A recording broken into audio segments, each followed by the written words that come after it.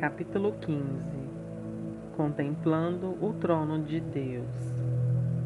Uma das razões pelas quais eu amo o livro de Apocalipse é porque ele nos apresenta uma perspectiva clara do nosso tempo e do nosso propósito na Terra.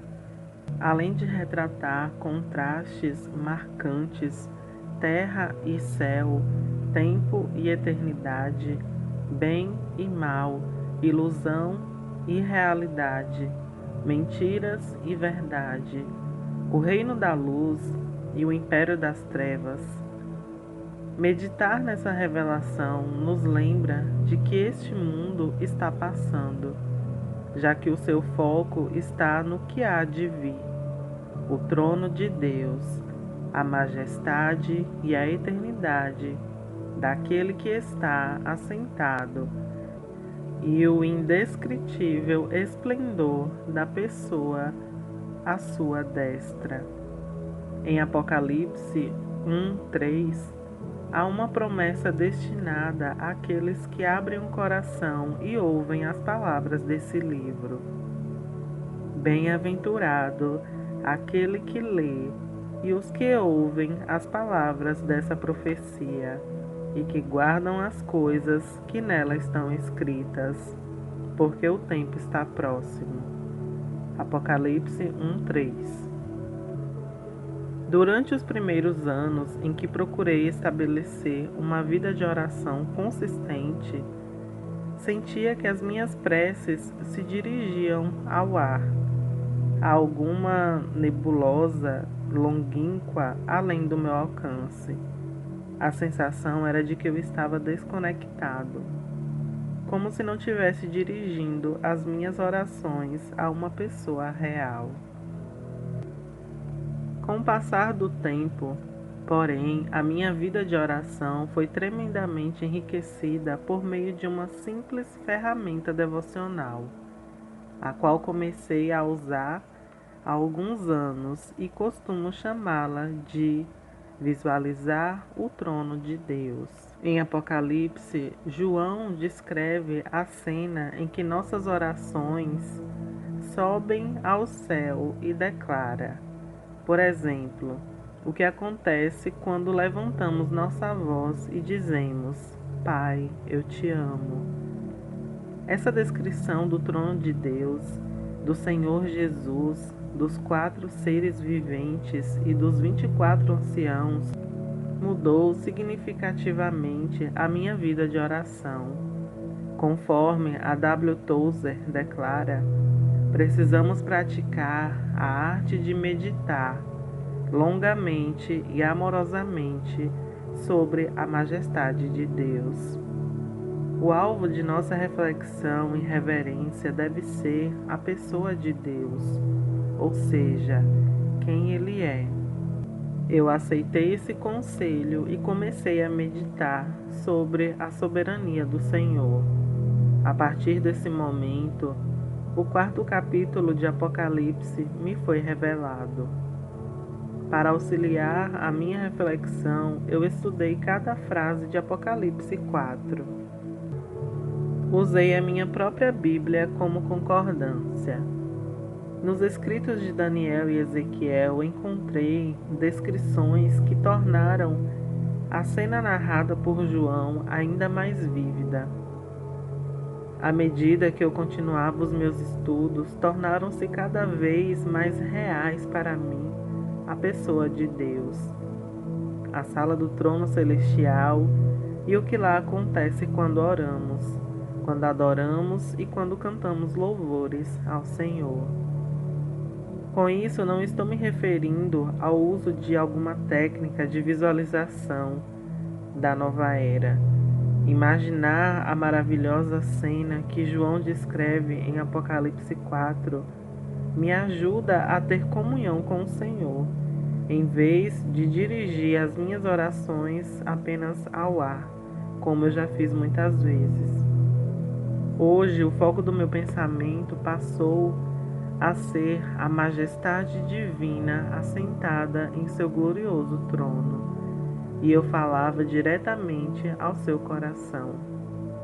Na primeira parte de Apocalipse, capítulo 4, versículo 1, João narra: Depois dessas coisas, olhei e eis que estava uma porta aberta no céu. Note que, em uma visão, o apóstolo amado João foi uma testemunha ocular que já era uma pessoa idosa. Ele pôde contemplar o centro da sala do trono no céu. Acompanhe o seu relato extraordinário a seguir. Imediatamente eu me achei em espírito, e eis armado no céu um trono, e no trono alguém assentado. E esse que se acha assentado é semelhante no aspecto à pedra de jaspe e de sardônio, e ao redor do trono há um arco-íris, semelhante no aspecto à esmeralda. Ao redor do trono há também 24 tronos, e assentados neles 24 anciões, vestidos de branco, em cujas cabeças estão coroas de ouro. Do trono saem relâmpagos, vozes e trovões, e diante do trono ardem 7 tochas de fogo, que são os 7 Espíritos de Deus. Há diante do trono como que mar de vidro, semelhante ao cristal, e também no meio do trono e à volta do trono 4 seres viventes, cheios de olhos por diante e por detrás, e os 4 seres viventes tendo cada um deles, respectivamente, 6 asas, estão cheios de olhos ao redor e por dentro. Eles não têm descanso, nem de dia e nem de noite, proclamando: Santo, Santo, Santo é o Senhor Deus, o Todo-Poderoso, aquele que era, que é e que há de vir. Apocalipse, capítulo 4, versículo 2 ao 6 e 8. Essa é a descrição do trono da graça. Não se trata de um trono de legalismo ou de uma religião. Deus convidou o seu povo a se apresentar diante dele para que recebêssemos misericórdia e para que possamos encontrar graça que nos ajude no momento da nossa necessidade. No entanto, sabemos que se trata de muito mais do que isso. Esse trono é uma realidade eterna. Ele não se tornará real quando chegarmos ao céu e o virmos pela primeira vez. Ele é real agora. O trono da graça não existe meramente porque necessitamos dele. Na verdade, a sua existência remonta à eternidade, quando foi estabelecido antes mesmo dos céus e da terra. A obra consumada de Jesus Cristo na cruz tornou possível que todos fôssemos recebidos diante desse trono sem condenação. O Pai Eterno ressuscitou o seu Filho dentre os mortos, assentou-o à sua destra nos lugares celestiais e sujeitou todas as coisas aos pés dele, colocando-o por cabeça sobre a Igreja, o corpo de Cristo. Jesus tem poder para salvar aqueles que, por intermédio dele, se aproximam de Deus, já que ele intercede eternamente por eles. O Espírito de Deus está sempre convidando os santos a se posicionarem diante do trono. Um dia, jubilosos, lançaremos nossa coroa diante dele, a qual representa nossas realizações espirituais, enquanto caminhamos em obediência ao Senhor e cooperamos com a obra graciosa do Espírito Santo em nossa vida terrena. Contudo, para que possamos experimentar essas coisas, precisamos entregar a Deus o nosso coração em devoção e paixão pelo seu Filho, encontrando sentido na vida. O trono da graça de Deus é o lugar mais extraordinário que existe.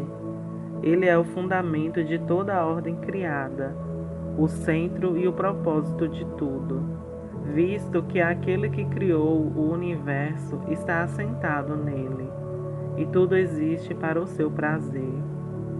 Quando estivermos diante dele no tribunal de Cristo, somente o que o Senhor pensa a nosso respeito será importante. Ao compreendermos que a única relevância em nossa existência é a opinião do Altíssimo sobre nós, entenderemos o sentido da vida. Nosso ser ganha significado quando podemos relacioná-lo à obediência a Cristo Jesus, que está assentado à destra do Pai. Se perdermos o Senhor de vista, romperemos a conexão com a realidade, o propósito e a ordem de tudo. Caso deixemos de focar o trono de Deus, abriremos mão de nosso equilíbrio espiritual e da nossa estabilidade emocional, assim como da nossa determinação de suportar as tentações e as dificuldades. Além disso, não seremos mais motivados a abençoar os nossos inimigos e nem teremos o prazer divino operando em nosso ministério. Quando perdemos a consciência de que o Eterno está sobre o seu trono, tendo Jesus à sua destra, os nossos problemas se tornam insuperáveis. Então, o desespero parece insuportável e nós nos esquecemos de que muitas coisas passam ou não têm qualquer relevância fora da realidade daquele que está assentado no trono. Somente aquilo que agrada ao Onipotente vale a pena. A família de Deus. Os anjos e os 24 anciãos se referem ao Altíssimo como o Senhor Deus, o Todo-Poderoso, que era, que é e que há de vir, o que está assentado sobre o trono e o que vive para todo sempre.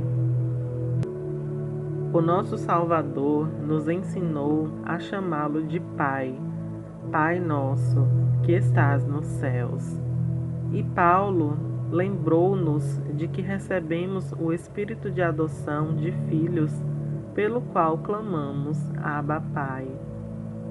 A milícia angelical não o chama de Pai Nosso, apenas Jesus e os nascidos de novo, os filhos adotivos de Deus, os quais se relacionam com o Senhor por meio da obra de Cristo na cruz.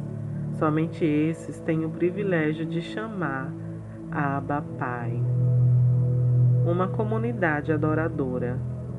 Jesus nos instrui a orar para que a vontade de Deus seja feita tanto na terra como no céu. A comunidade do Senhor nesse mundo, que é a Igreja, a família do Pai, é parte de uma ainda maior no céu. Nossa família celeste está cheia de adoração ao Criador. Os seus membros contemplam a grandeza, a beleza e o esplendor de Jesus no seu trono, além de amarem profundamente o Filho de Deus. A Igreja também deve ser uma comunidade apaixonada e adoradora, capaz de entregar-se inteiramente a Ele.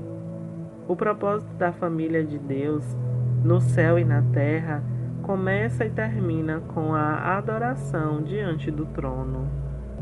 É trágico saber que tantos cristãos raramente se acheguem a esse local glorioso. Isso, no entanto, não significa que sejam hipócritas, desinteressados ou indiferentes. Vários filhos de Deus sinceros desejam um relacionamento mais satisfatório com o Senhor e estão ansiosos para experimentar a sua presença. Todavia, eles não conseguem vincular esse desejo à vontade divina, a qual requer que passamos mais tempo em sua presença para receber mais dele. O fato é que a maioria dos cristãos passam poucas horas contemplando o trono do Senhor, e muitos não são enriquecidos pela graça como gostariam. Em vez de viverem em contato com o Todo-Poderoso, que está assentado no trono, eles estão sempre ocupados negligenciando esse privilégio sagrado. Há entre o povo santo quem não saiba que o Senhor deseja derramar uma porção da glória do seu trono antes de chegarmos ao céu. Por causa disso, a Igreja carrega consigo feridas dolorosas dessa negligência. O corpo de Cristo não funciona de modo apropriado quando nos recusamos a encontrar o coração de Deus. Quando desfruto da presença do Senhor, eu posso ser maltratado pelos outros sem que isso me incomode. Contudo, quando não sinto o mover do alto, fico mais irritado e incomodado. Então, me retirar para um lugar solitário por algumas horas e mergulhar em clássicos como Tozer, Piper, escritos dos puritanos ou nos Salmos e em Cantares de Salomão, isso é um remédio que refrigera a minha alma, me fazendo levantar voo novamente. Seja qual for o incômodo, não parecerá tão pesado após o toque da presença divina. Na Casa Internacional de Oração, convidamos nossos aprendizes a se concentrar na intimidade com Jesus, como um fundamento essencial da sua vida espiritual. Enquanto uma das principais funções das nossas orações é a intercessão, também nos certificamos de que nossos cultos de adoração semanais sejam devotados a nos sentarmos aos pés de Jesus. Assim, permitimos que a sua palavra habite em nós com devoção. Ao instruirmos nossos obreiros, enfatizamos a importância do tempo gasto em adoração, assim como a necessidade de orar pelo avivamento e pela justiça.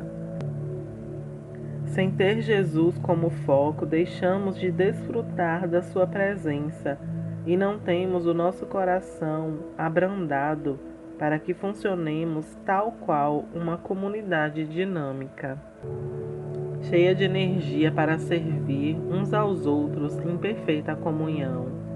Contendas e divisões são um resultado inevitável da tentativa de nos aproximarmos muito uns dos outros sem nos achegarmos a Cristo.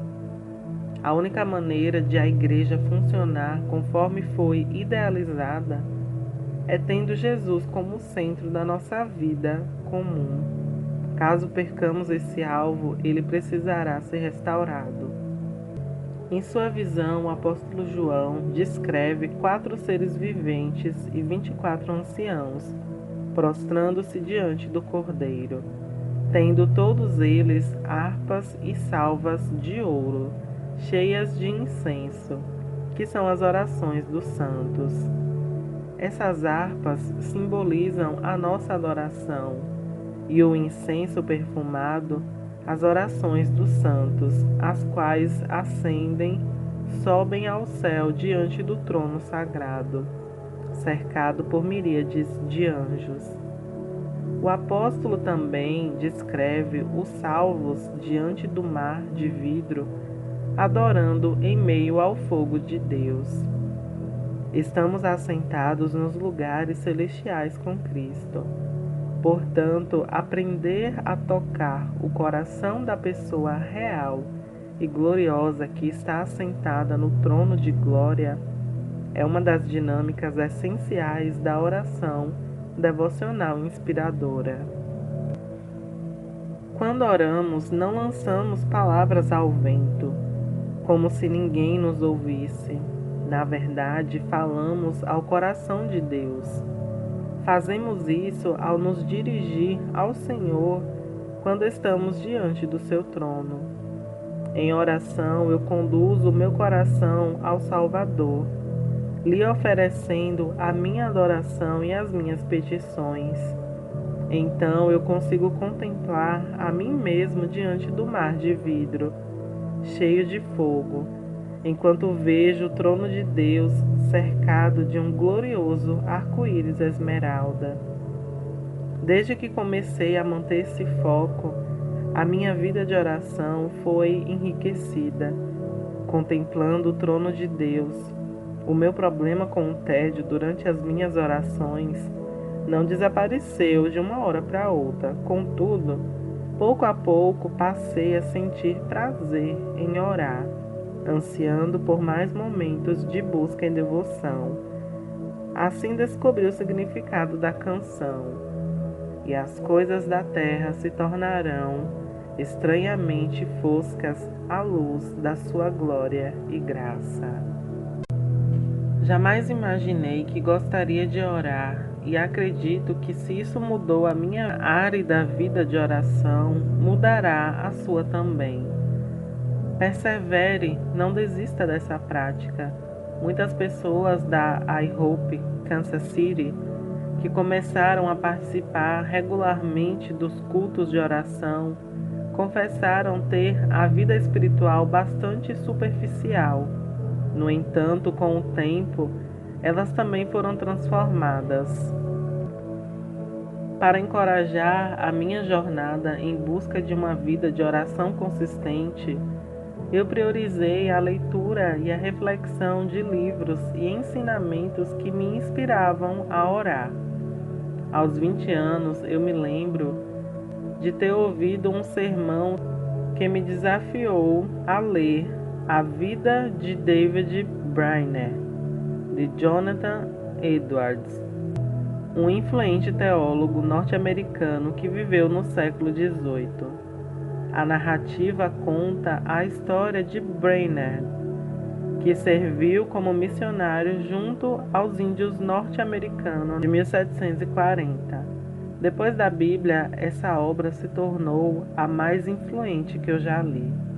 Algumas publicações sobre oração, como as de E. M. Bounds e Leonard Ravenhill, têm me inspirado muito ao longo dos anos. Além disso, obras sobre os atributos e a personalidade de Deus, escritas por A. W. Tozer, John Piper, A. W. Pink e J. I. Packer, ajudaram-me imensamente. Para auxiliá-lo em sua busca, eu o incentivo a ler qualquer livro de Jonathan Edwards ou os clássicos devocionais produzidos pelos puritanos. A Sala do Trono.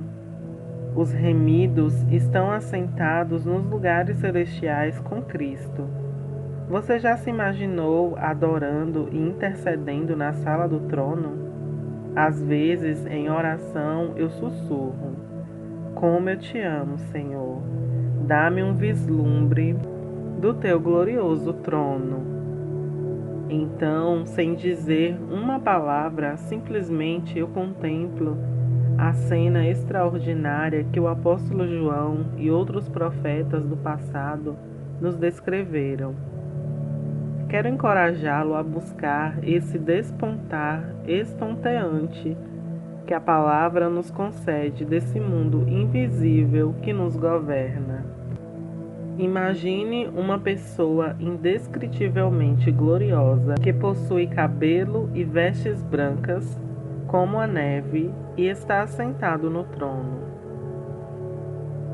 João descreveu a aparência do Pai como o brilho deslumbrante de um diamante, que era a cor de uma antiga pedra de jaspe, junto ao vermelho ardente do sardônio.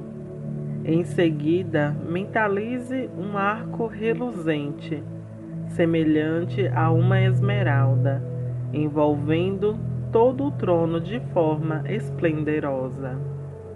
Agora tente visualizar os raios e trovões que saem do trono de Deus. Contemple estarrecido o rio que flui desse lugar. Em Daniel, capítulo 7, versículo 9 e 10, a palavra descreve um rio de fogo jorrando, presumivelmente em direção ao mar de vidro, misturado com fogo. do qual se trata também em Apocalipse capítulo 15. Visualize agora os 24 tronos menores ao redor de outros 2 grandes, lado a lado, e os 24 anciões que se assentam neles, vestidos de branco, cada um usando uma coroa de ouro.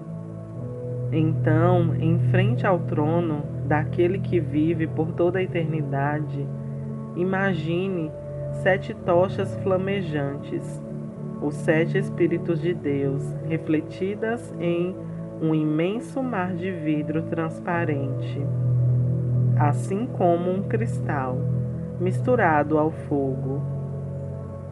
A expansão extraordinária e deslumbrante desse oceano translúcido reflete a complexidade dessa cena, criando uma imagem espelhada.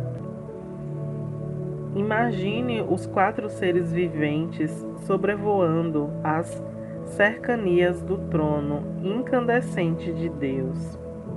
Ouça-os clamar de dia e de noite, apaixonadamente: Santo, Santo, Santo é o Senhor Deus, o Todo-Poderoso, que era e que há de vir. Ouça essa música. Sinta o aroma, a fragrância que eles liberam. Permita que a sua alma seja elevada aos sons gloriosos e às diversas fragrâncias que cercam o trono do Senhor. Escute o poderoso bramido do louvor que ascende das miríades e miríades de anjos que estão ao redor do trono, enquanto todos eles clamam juntos, exaltando o Cordeiro que foi sacrificado por nós. Abra os seus olhos espirituais. Jesus está ali, à destra do seu Pai. Você pode vê-lo? A sua beleza e o seu esplendor são indescritíveis. Cristo lhe dá as boas-vindas ao trono da graça, sorrindo e convidando-o a se aproximar.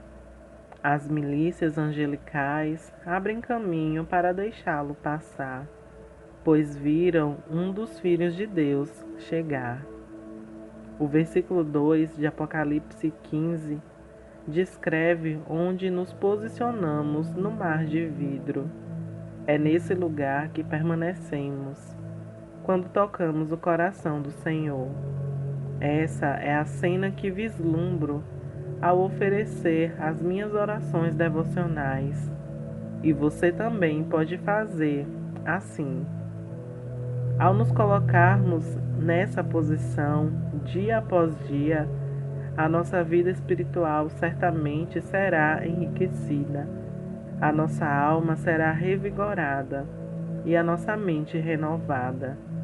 Seremos purificados das contaminações mundanas quando o nosso espírito for restaurado. Assim, os prazeres temporais e infrutíferos deixarão de nos atrair diante da perspectiva daquela atmosfera eterna e invisível. Com o tempo, seremos transformados de glória em glória. A reação quíntupla. O apóstolo João descreve 5 ações executadas pelos 4 seres viventes e pelos 24 anciões, como uma resposta à pessoa que está sentada no trono.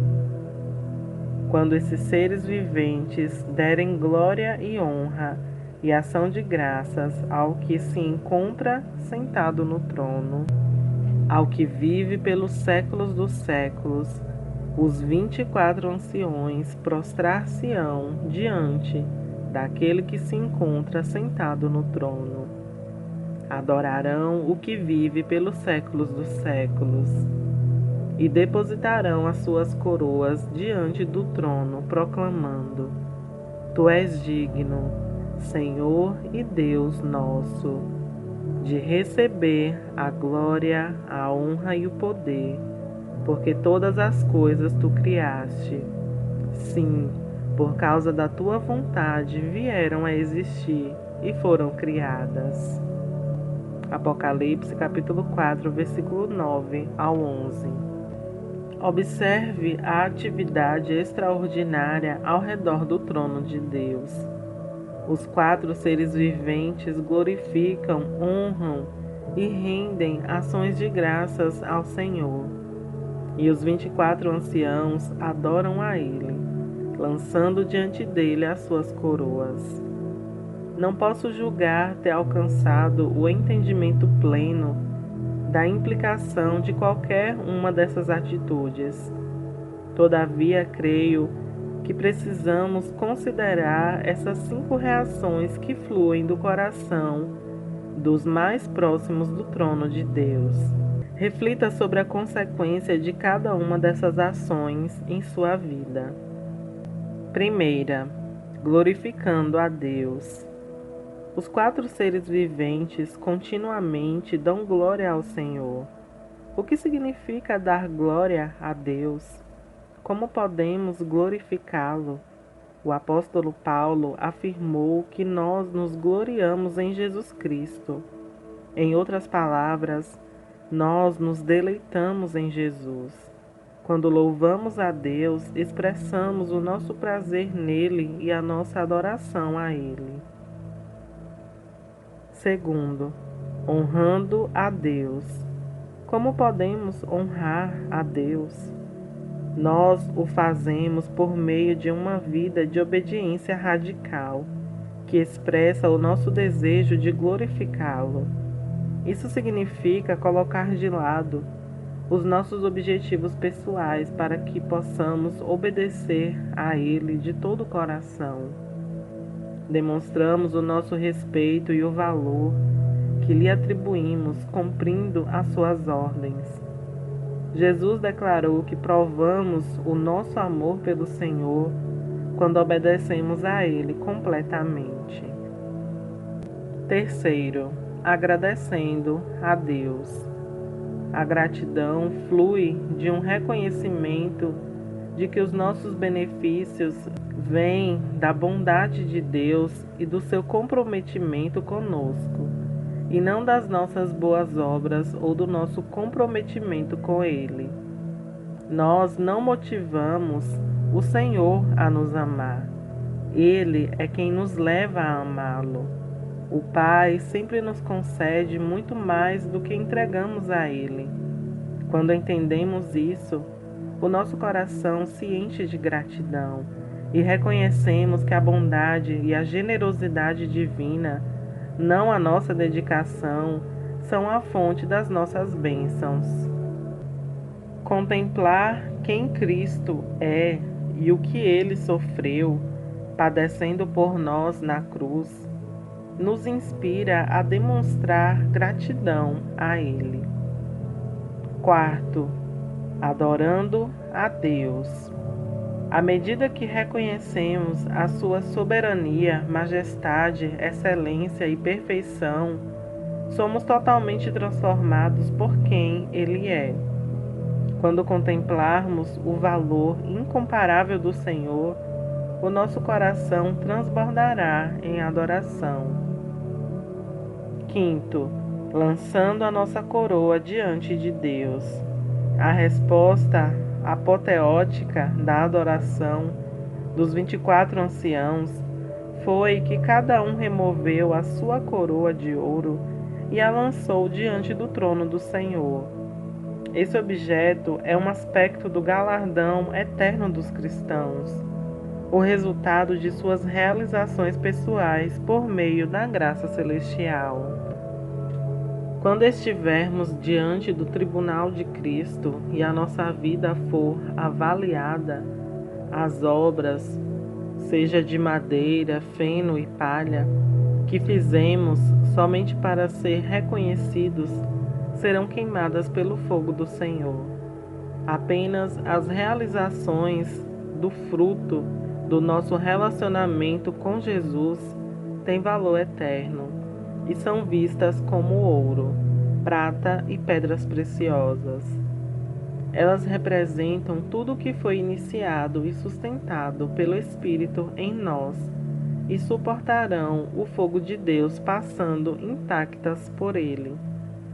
Portanto, quaisquer tesouros ou coroas que recebermos no céu representam o que fomos e o que realizamos à medida que cooperamos com a obra do Santo Espírito. A nossa coroa será forjada no fogo custoso e às vezes doloroso da obediência e nos será concedida para sempre. Porém, não desejaremos manter nenhuma delas conosco. Sem hesitação, em um ato extravagante de abnegação, nós as lançaremos aos pés do Senhor. As nossas realizações e os nossos galardões espirituais não se tornarão ídolos em nosso coração, porque estaremos na presença imediata de Deus. Conforme Paulo lembrou aos Coríntios: por quem te diferencia? E que tens tu que não tenhas recebido? E se o recebeste, por que te glorias como se não o houveras recebido? 1 Coríntios capítulo 4, 7. Sem Deus nada seríamos ou realizaríamos. Meus 2 filhos, Luke e Paul, inadvertidamente me proporcionaram uma ilustração a esse respeito. Quando eles eram pequenos, disseram-me: Pai, não temos dinheiro e o seu aniversário está chegando. Eu abri a carteira e entreguei a eles uma nota de $5. Depois pensei melhor e lhes dei mais 20. Os meus filhos pegaram o dinheiro e foram comprar um presente para mim. Quando eles voltaram, me entregaram um embrulho bonito, presumindo inocentemente que aquilo era uma surpresa total para mim. Como eles estavam empolgados! Então eles mal puderam esperar que eu desamarrasse o laço e desfizesse o embrulho e abrisse a caixa. Quando vi a bela camisa que eles haviam escolhido, eu disse o quanto eu havia gostado dela. Então pude perceber o orgulho e a alegria brilharem nos olhos deles. Nós compramos isso para você, papai. Eles exclamaram juntos. Isso não é incrível? Eles perguntaram entusiasmados. Embora eu lhes houvesse dado o dinheiro para que comprassem um presente, quando olhei para aqueles olhinhos reluzentes, o meu coração, assim como o deles, foi inundado de satisfação, e a alegria deles me contagiou. Assim será quando estivermos diante do Pai Celestial. Nós não pensaremos que o nosso ministério, o nosso sucesso e as nossas realizações nos fizeram merecer uma coroa gloriosa, que não terá relação com o tamanho da nossa lista de contatos ou algum tipo de proeminência ministerial. Senhor nosso Deus, nós não poderíamos fazer nenhuma dessas coisas. Todavia, o coração do Pai, assim como o nosso, exultará ao tirarmos nossa coroa e apresentarmos diante dele. Nos próximos anos, o Senhor dará uma dádiva ao corpo de Cristo, um exército de líderes que, apesar da juventude, o conhecem profundamente.